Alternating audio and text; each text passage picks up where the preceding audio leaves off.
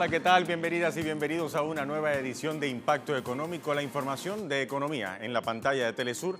Les saluda Luis de Jesús. De inmediato revisamos titulares. El gobierno boliviano prioriza la inversión pública para el desarrollo interno del país. En nuestra perspectiva latinoamericana, hablamos del modelo económico social del presidente Evo Morales.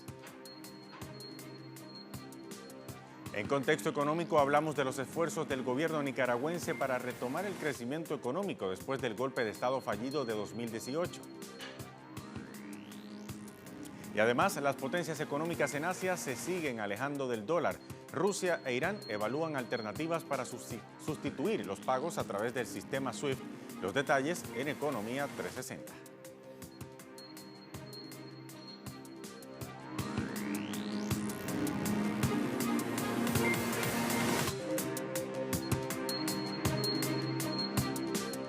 Con América Latina en perspectiva, damos inicio a esta edición de Impacto Económico. El modelo económico social, comunitario y productivo puesto en marcha por el presidente boliviano Evo Morales prioriza la inversión pública para potenciar el desarrollo interno del país. Ponemos a disposición de ustedes datos sobre los proyectos de envergadura ejecutados en el departamento de Cochabamba y su impacto en la población local. De acuerdo al Ministerio de Economía boliviano, el Producto Interno Bruto del departamento de Cochabamba registró un crecimiento promedio anual de 4.4% entre 2006 y 2018, mientras que la inversión pública en la región llegó a 6.700 millones de dólares. Dichos recursos sirvieron para ejecutar importantes obras como la planta de amoníaco urea de Bulo Bulo, el proyecto múltiple Misicuni, la hidroeléctrica de San José, la nueva unidad de crudo en la refinería Gualberto Villarroel y tendidos de redes de gas domiciliario. Asimismo, se encuentra en ejecución el tren metropolitano, la vía férrea Montero-Bulo-Bulo, sistemas de autopistas, ciclos combinados en la termoeléctrica Entre Ríos, la hidroeléctrica Ibirizu y el Hospital Oncológico de Cochabamba. En contraste, en el periodo 1993-2005, la inversión pública ejecutada en el departamento de Cochabamba fue de 1.267 millones de dólares y el crecimiento promedio del PIB fue de 3.3%. Igualmente, la central región boliviana experimentó datos positivos en torno a las exportaciones, logrando vender productos por un valor de 4.686 millones de dólares en los últimos 13 años.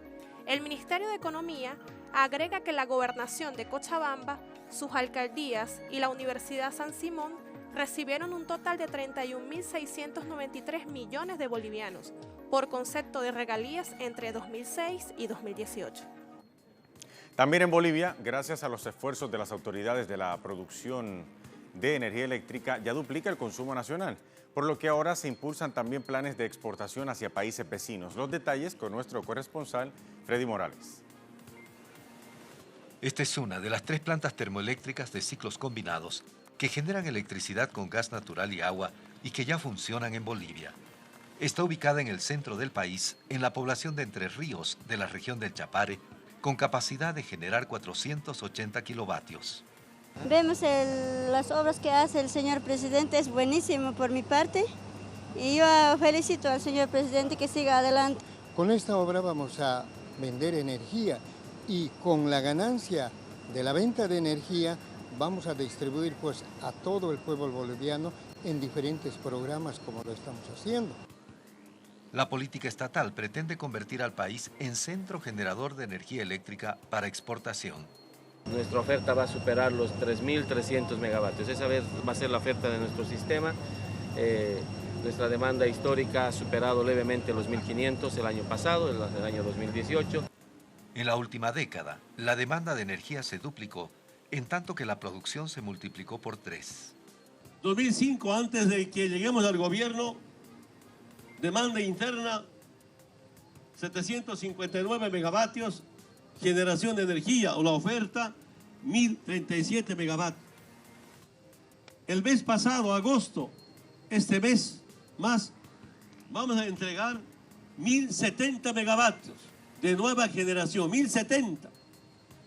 Lo que hicieron imagínense lo que hicieron en 180 años, nos darán con más de 1.000 megavatios agosto y septiembre vamos a entregar más de 1000 megavatios de energía. La exportación de energía eléctrica empezará en el norte de Argentina antes de fin de año. Ya estamos haciendo el tendido eléctrico de Tarija hacia el norte argentino. Está previsto vender más de 100 megavatios. Cuando hemos inaugurado la termoeléctrica o el ciclo combinado en Yacuiba, los dirigentes aquí nos decían, esto lo digo para los estudiantes, las nuevas generaciones, nos decían, antes compraban energía de Argentina y ahora vamos a exportar energía argentina. En la planta termoeléctrica de Entre Ríos se invirtieron 463 millones de dólares de fondos propios procedentes de las reservas internacionales del Banco Central. El sistema de autofinanciamiento es posible por los recursos que generan las empresas estratégicas nacionalizadas, según la información oficial. Freddy Morales, Telesur, Bolivia. Cambiando ahora de contexto, le contamos que el Banco de Crédito de Perú recortó las previsiones del crecimiento del Producto Interno Bruto para este año y el próximo, año 2020. El área de estudios económicos de la institución financiera modificó el PIB peruano para 2019 de 3% a 2,5% y para el próximo año 2020 de 3,5% a 3%. El banco asegura que la reducción obedece a la desaceleración económica mundial y en el plano local la crisis se ha materializado con el deterioro de las expectativas empresariales. Además agrega que en el primer semestre de este año la economía del país suramericano creció apenas 1,7%, la tasa más baja en 10 años. Prevén que el segundo semestre el PIB sea más dinámico en la medida en que los denominados choques transitorios se puedan disipar y también la inversión pública acelere. En información del Cono Sur, Argentina, el índice del riesgo país se disparó 3,5% y ya alcanzó los 2.180 puntos, siendo la tercera alza que sufre el país desde el inicio del acuerdo con el Fondo Monetario Internacional. Hernán Lacunza, el ministro de Hacienda, viajará pronto a la capital estadounidense, en Washington, para encontrarse con las autoridades del FMI y avanzar en las conversaciones del programa argentino. Según el medio argentino Página 12, la lentitud hace suponer que el próximo desembolso del FMI no llegará antes de las elecciones de octubre. Sin el desembolso, se presupone entonces un escenario de default y castiga a los títulos públicos con caídas de hasta un 11%. En las primeras horas de operaciones de la jornada se registró una suba del dólar a 67,15 pesos con 3,5%. Y desde la Organización de Naciones Unidas, el canciller de Venezuela, Jorge Arriaza, denunció que las medidas coercitivas impuestas por Estados Unidos contra su país se han convertido ya en una persecución contra el propio pueblo venezolano, así lo dijo. Yo lo decía ayer, para ser miembro del Consejo de Derechos Humanos, un país no puede aplicar medidas coercitivas unilaterales. No puede ni siquiera no condenarlas, no puede facilitarlas, no puede prestar su territorio para que con sanciones secundarias se ataquen y se violen derechos humanos en terceros países. Es muy delicado el tema de las medidas económicas, de las medidas unilaterales, arbitrarias, ilegales, porque se ha configurado no solo un bloqueo, sino una persecución cruel, criminal, inhumana contra el pueblo de Venezuela, parecida a la persecución contra el pueblo judío la Segunda Guerra Mundial, porque incluso van hasta contra la migración venezolana, con xenofobia. Momento de hacer una primera pausa aquí en Impacto Económico. Al regreso hacemos una radiología de la economía nicaragüense. Todos los detalles a la vuelta de esta primera pausa. Ya venimos.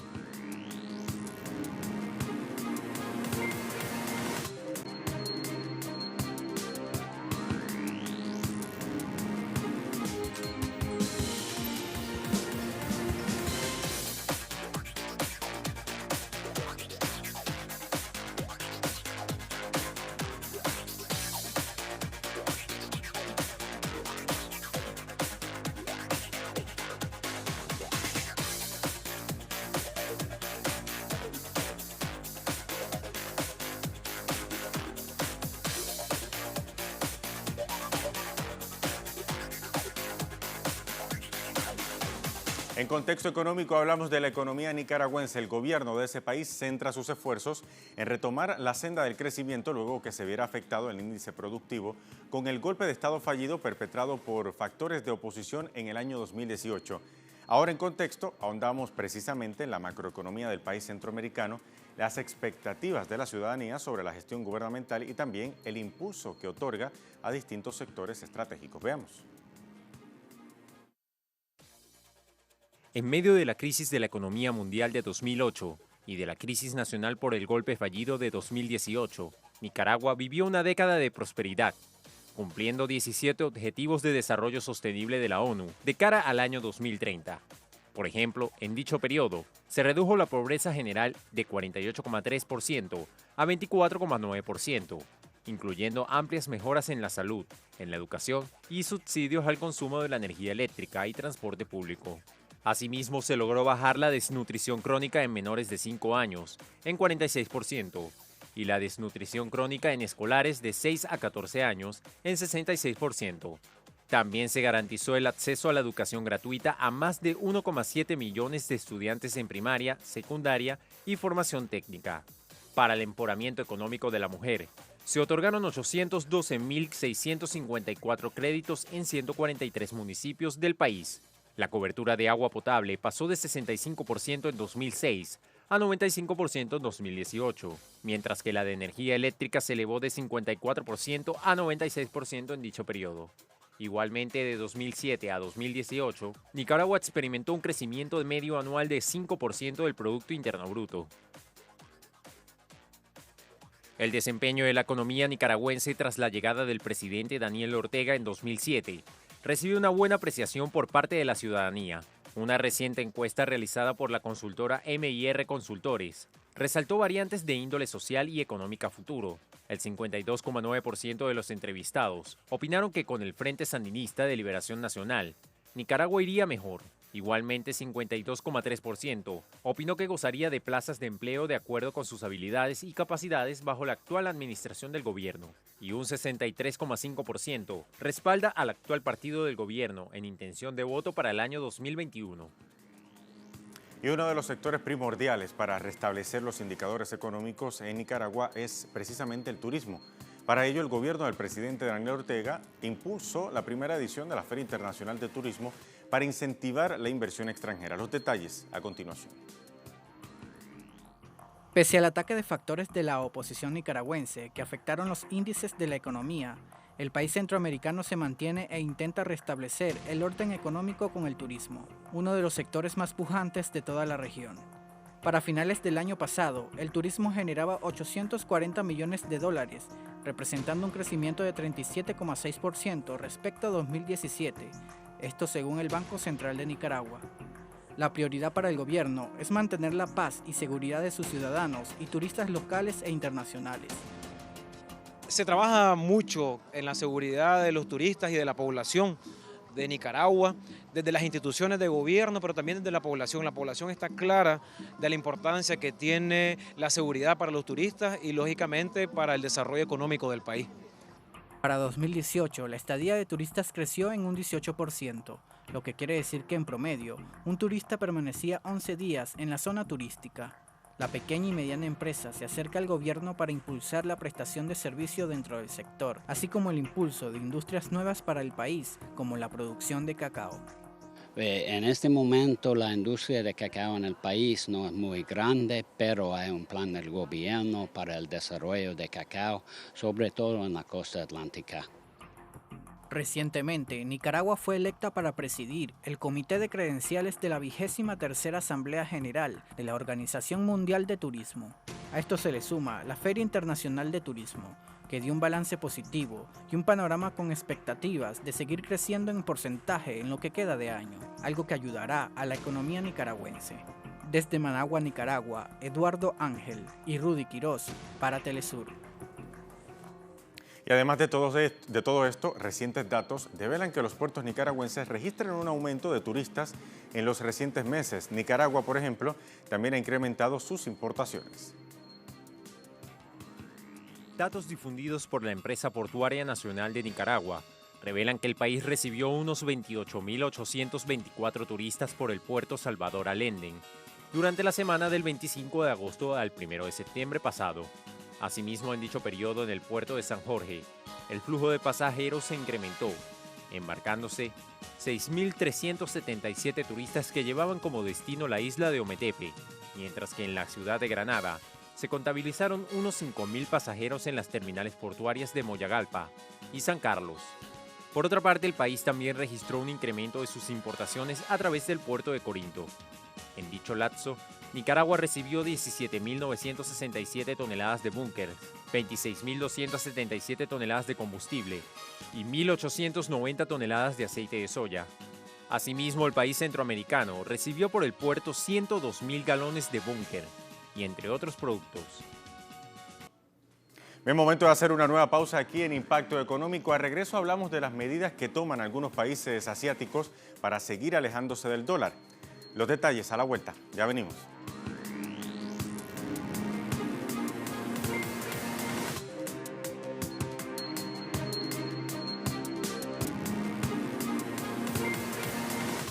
En Economía 360, Rusia e Irán evalúan alternativas para sustituir los pagos a través del sistema SWIFT con el fin de evadir las sanciones unilaterales de Estados Unidos. Los detalles a continuación.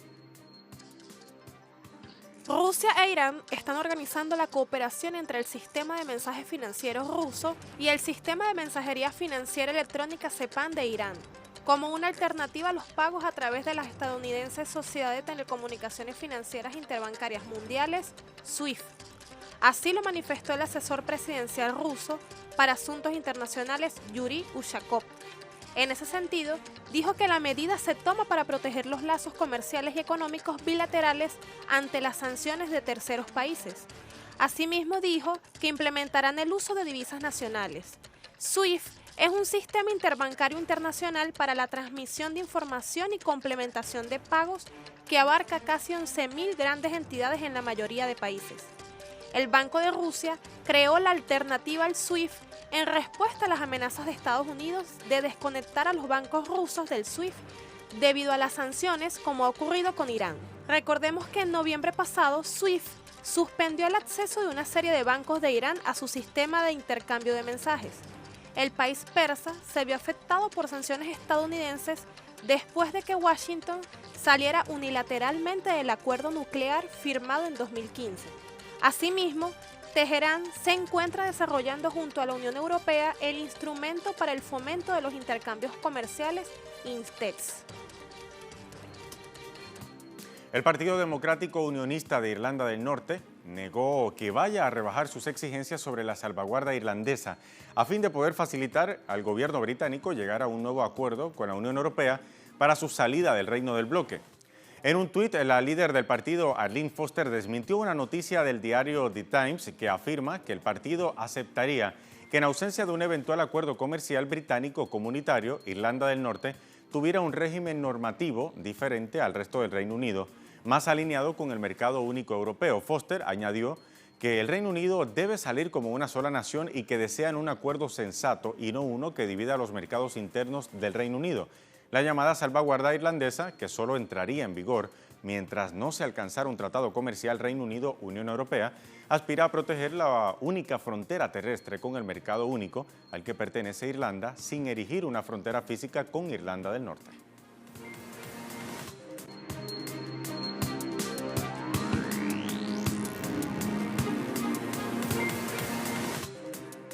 Bien, momento de revisar los indicadores del precio del crudo al cierre de la jornada de este viernes. Vamos a revisar cómo culminan los precios también para el final de la semana. Iniciamos con el intermedio de Texas, el WTI, que marca $54,97, pierde el barril 2,02%. El barril del Brent de referencia en Europa se ubica en $60,06, también se encuentra a la baja con 1,76%. Y finalmente revisamos el crudo venezolano, que marca hoy 399,69 yuanes, con una subida de 10,07 yuanes. Con esta información llegamos al final de esta edición de Impacto Económico. Como siempre, síganos en redes sociales en Twitter, @TelesurTV, @TelesurImpactoE. Hasta la próxima.